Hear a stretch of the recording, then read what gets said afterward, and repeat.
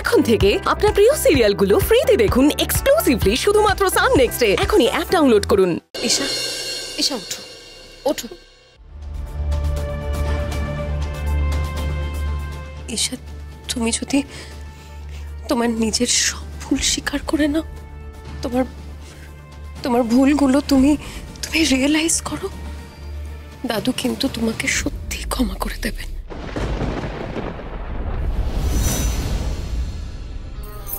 দাদু, দাদু আমি আমার ভুল বুঝতে পেরেছি, দাদু প্লিজ ক্ষমা করে দিন। এই নিয়ে তোমার সাথে আমার কোনো কথা নেই ঈশা।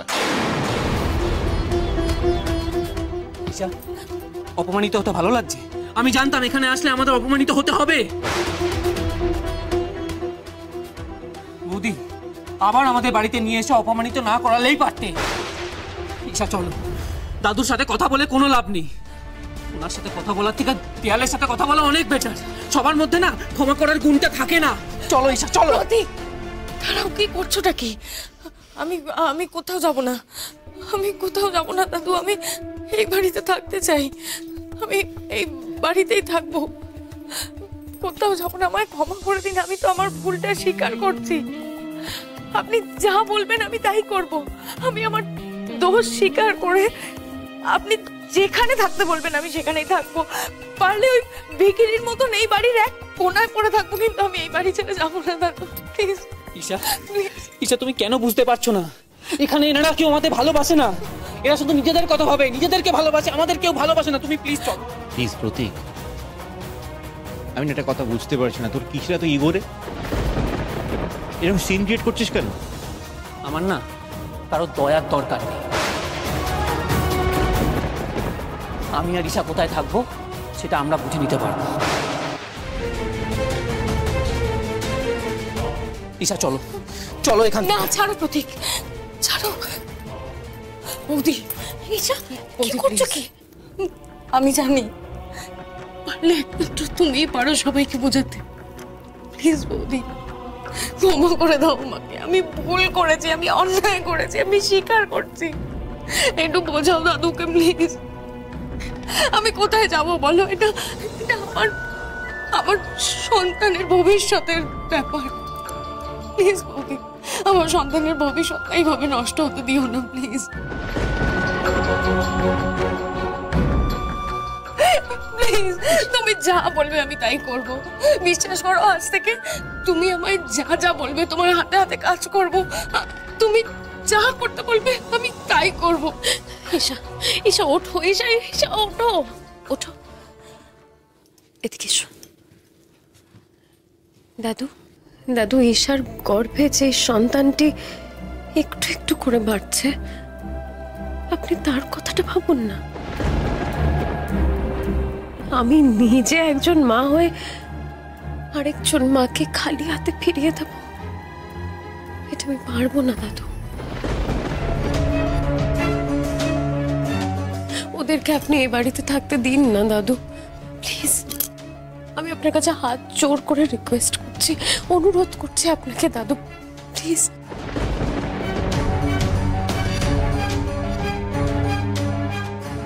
বেশ, ওরা থাকতে পারে।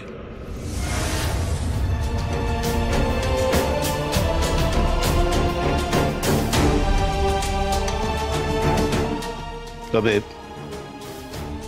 এই বাড়িতে ওরা থাকবে না।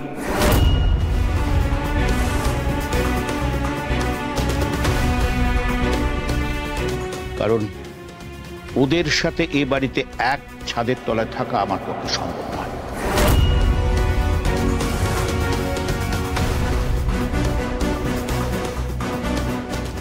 আমারও না।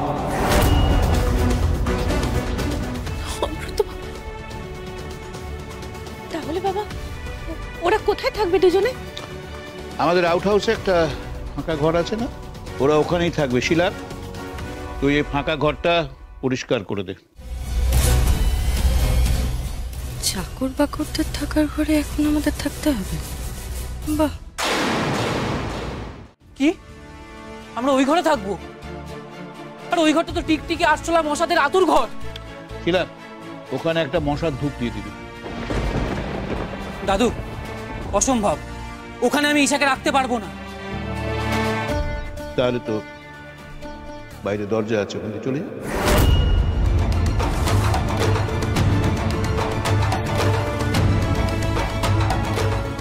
আমি রাজি।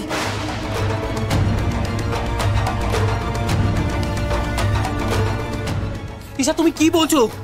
তোমার তুমি তুমি জ্ঞানী আছো? চুপ করো না প্রতীক। এটা না, চুপ করো প্লিজ। তুমি কেন এইভাবে তখন থেকে দাদুর সাথে কথা বলছো বলো তো? বলো না।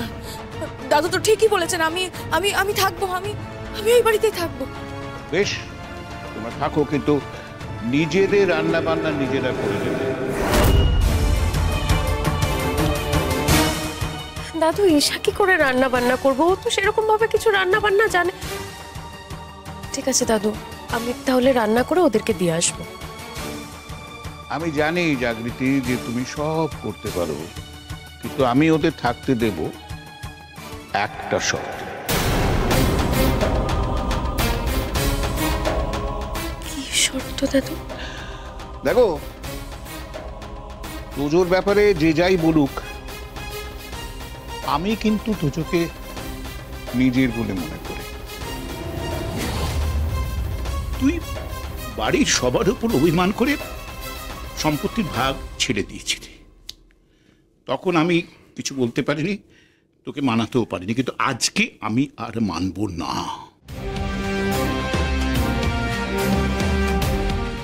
আমি দেখেছি যে তোমরা কিভাবে কষ্ট করে ওই ঘরটায় থাকো।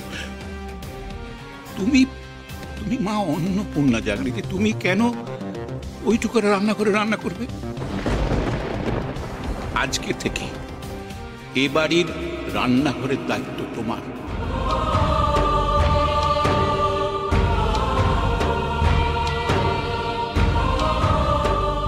আজ থেকে জাগৃতি তুমি এ বাড়ির রান্নাঘর সামলাবে, এই সংসারটাকে সামলাবার। অনেক তুই বিজনেস সামলাবে। আপনি যাই বলুন বাবা, জাগৃতি আমাদের বাড়ির রান্নাঘরে ঢুকবে সেটা কিন্তু আমি কিছুতেই অ্যালাউ করব না। তাহলে তোমার ছোট ছেলে ওর বউকে নিয়ে রোদে বৃষ্টিতে রাস্তায় ফ্যাফা করে ঘুরে বেড়াবে, সেটা মানতে পারবে তো বড় বৌমা? বাবা আমি এটা কখন বললাম? তাহলে আমি যেটা বললাম সেটা মানো বড় বৌমা। এছাড়া তোমার কাছে আর কোনো উপায় নেই। জাগৃতি, আমার এই সংসার তোমরা দুজনে মিলে সাজিয়ে তোলো। আমি কথা দিচ্ছি, আমিও তোমাদের ইচ্ছে পূর্ণ করব।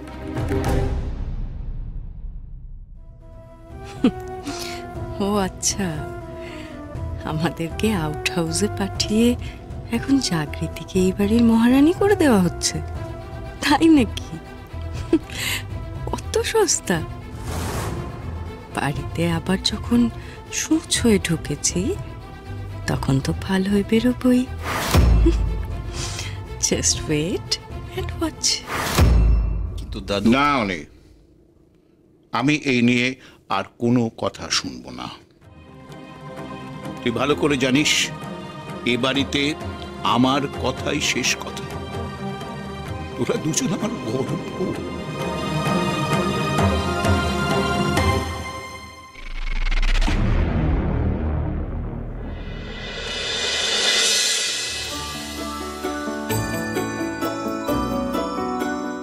কি হলো?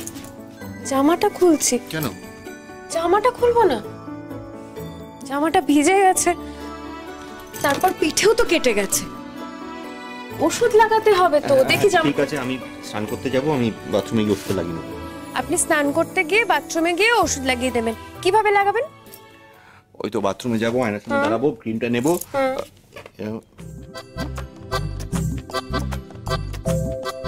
হলো, দেখি। আরে আরে কি হয়েছে? লাগছে তো। কি লাগছে? কাটা কত?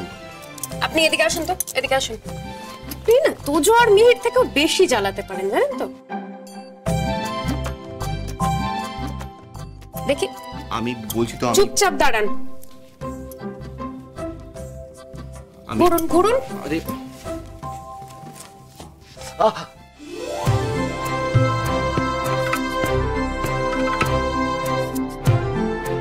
দেখি গেঞ্জিটা। আবার গেঞ্জি কেন? আরে গেঞ্জিটাও তো খুলতে হবে। হাত তুলুন, হাত তুলে দাঁড়ান। হ্যাঁ,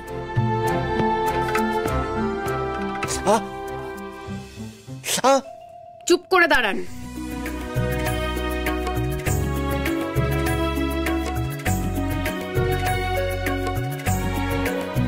আপনি এদিকে আসুন, এদিকে আসুন।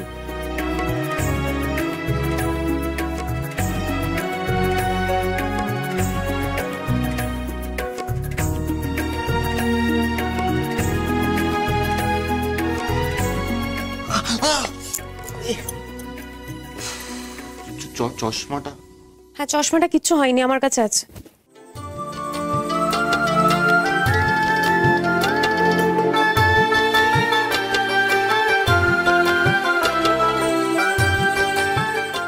আপনাদের মতো না নার্সিং হোমে এরকম অনেক জেদি পেশেন্টরা আসে, একটাও কথা শোনে না। জ্বালা করবে? হ্যাঁ, জ্বালা করুক একটু। সমস্ত নার্সদের এভাবে নাকে দড়ি দিয়ে ঘোরায়। চুপচাপ দাঁড়ান। কিন্তু আমি সামনে আসলে একদম ঠান্ডা, বুঝেছেন? বলতে কি? কিছু না। চুপ করে দাঁড়ান।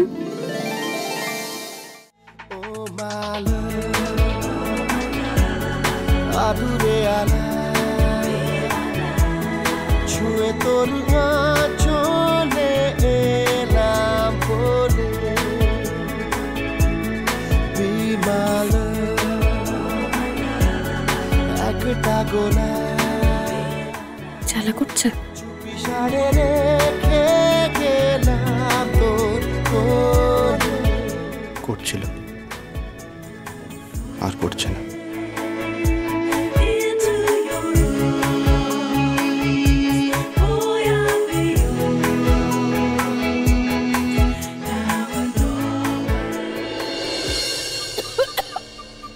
দুলরে বাবা, এখানে মানুষ থাকতে পারে? ভগবান, সাপ সাপ সাপ প্রতীক, সাপ সাপ প্রতীক, সাপ। একটু বেশি বাড়াবাড়ি হয়ে যাচ্ছে না? এখানে সাপ কোথা থেকে আসবে? আরে ছিল, আমি মিথ্যা কথা বলছি নাকি? কি একটা চলে গেল ওরকমই। আরে বাবা, টিকটিকি বা ইঁদুর টিদুর হবে, সাপ নাকি? হে ভগবান, এখানে কি করে থাকবো? এখানে এখানে থাকতে পারবো না। একটা রুমে এসিও নেই, থাকাটা ইম্পসিবল এখানে।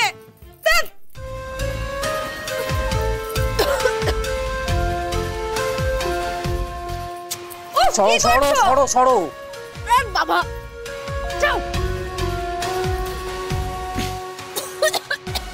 আর কিছু বলে কোনো লাভ নেই, মেনে নাও। এগুলোই আমাদের কপালে ছিল, জুটে গেছে, মেনে নাও এগুলো। জুটে গেছে মানেটা কি? আমার কপালে কি সুখ নেই নাকি?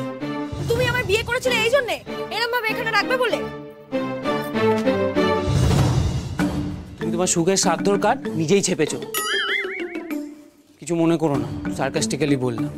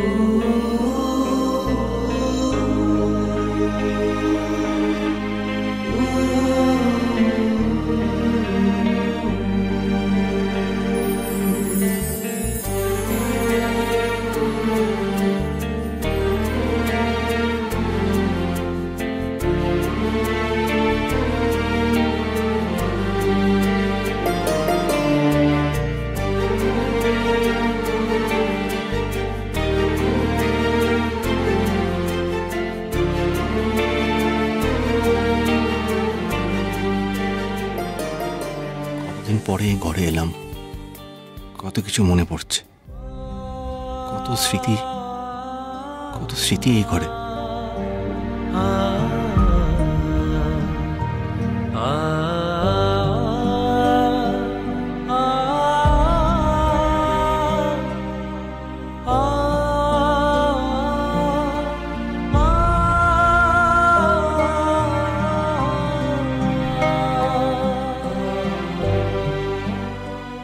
আমি জানি না মৌসুমি তুমি কোথায় আছো, কিন্তু যেখানেই আছো তুমি আমাদের দেখতে পাচ্ছ তো?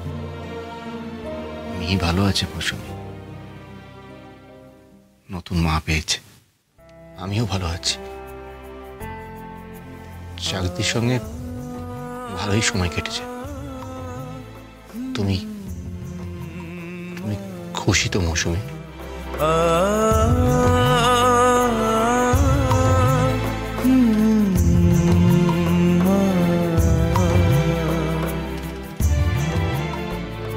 তুমি তো এটাই চেয়েছিলে মৌসুমি,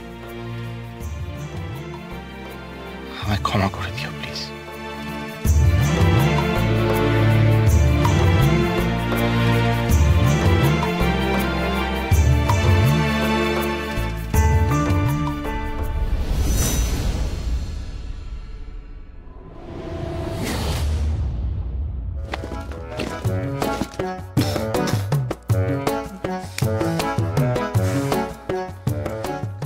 প্রতীক, বাথরুম, অ্যাটাচ বাথরুম নেই। আউট হাউসের রুমে নাকি ওনার অ্যাটাচ বাথরুম লাগবে। বাবা, হ্যাঁ, বাথরুম কোথায় তাহলে? আছে বাইরে। বাইরে মানে? আরে বাইরে মানে বাইরে একটা কমন বাথরুম আছে, আমাদের ওই ড্রাইভার, স্টাফ, ওদের ফ্যামিলি ওরা সব ইউজ করে। কি? আমায় ওদের সাথে বাথরুম শেয়ার করতে হবে? ইম্পসিবল, আমি পারবো না, আমি পারবো না। হে প্রতীক, এই প্রতীক প্লিজ, আমি ওখানে ওই মগ বালতি নিয়ে স্নান করতে পারবো না। আমি জানি ওখানে মগ বালতি আছে। ওখানে একটা মগ, একটা বালতি আছে, এটাই অনেক। এর থেকে বেশি আর কিছু পাবে না। এবার থেকে ভেবে নেবে যে স্নান করতে গেলে শুধু জল লাগে, ব্যাস। এটা তো রীতিমতন টর্চার করা। এইভাবে কেউ থাকতে পারে নাকি? আমি ওই মগ বালতি নিয়ে কোনোদিনও স্নান করিনি, আমার অভ্যেস নেই। ও তাই নাকি? যখন তুমি তোমার বাড়িতে থাকতে তখন মগ বালতি ছিল না সেখানে? মগ বালতি ছিল প্রতীক, কিন্তু শাওয়ার ছিল, আমি প্রপার শাওয়ারে স্নান করেছি, মগ বালতিতে করিনি কোনোদিনও। দেখো ঈশা, তখন থেকে একটার পর একটা কথা বলে যাচ্ছ, আমাকে বিরক্ত করো না প্লিজ। আমি বলেছিলাম এখানে থাকতে, হ্যাঁ আমি বলেছিলাম, নিজেই তো জেদ ধরেছিলে যে এখানে থাকবে, এবার তার মাসুল কোনো। দেখো আমাদের লাগেজ এখনো খোলা হয়নি, চলো এখান থেকে আমরা কোনো ভালো হোটেলে চলে যাই, সেখানে গিয়ে কিছুদিন থাকি, তারপর পরেরটা পরে ভাবা যাবে। আমি ক্যাব বুক করছি।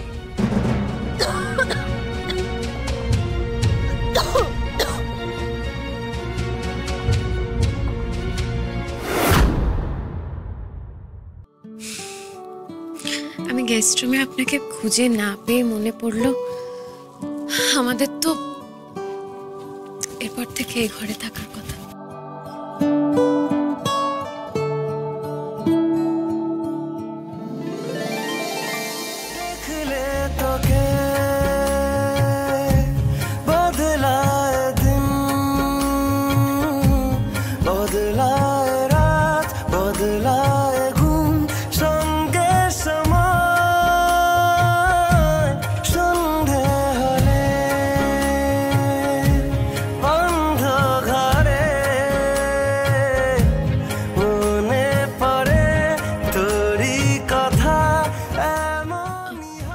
সরি, কেন যে তোকে পাহারা পাহারা দিল মন, কেন রে এত সাহারা সাহারা সারাদিন।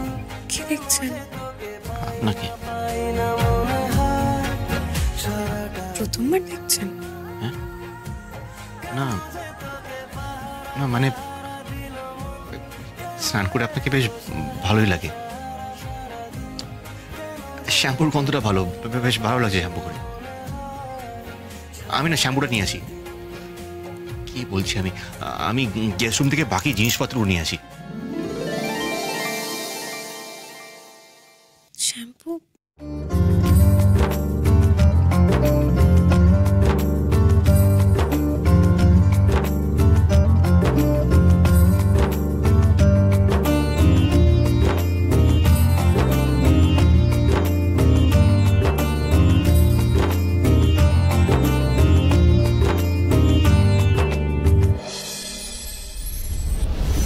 চলো ক্যাব বুক হয়ে গেছে।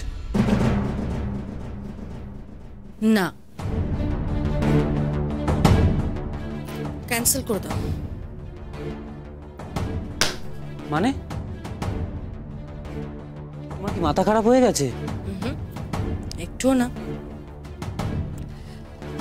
কিন্তু আমি এই বাড়ি ছেড়ে কোথাও নড়ব না, এটাই আমার ফাইনাল ডিসিশন। আবার ঈশা, ঈশা কেন জেদ করছো? চলো না যাই। না প্রতীক, বললাম তো আমার খুব কষ্ট হচ্ছে এখানে, বিশ্বাস করো। আমি সত্যি এই দুলোর মধ্যে থাকতে পারছি না, কাশি হচ্ছে, শরীর খারাপ লাগছে, কিন্তু তাও আমি এই বাড়ি ছেড়ে কোথাও নড়ব না।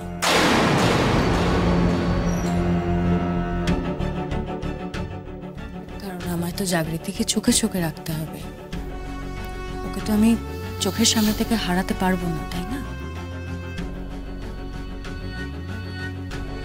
এখন জাগৃতির কাছে এই সংসারের চাবিকাঠি,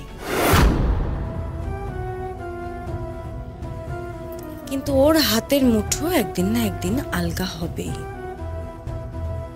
আমি সেই দিনেরই অপেক্ষা করছি, সুযোগ বুঝে পাশাটা ঠিক পাল্টে দেব, ব্যাস।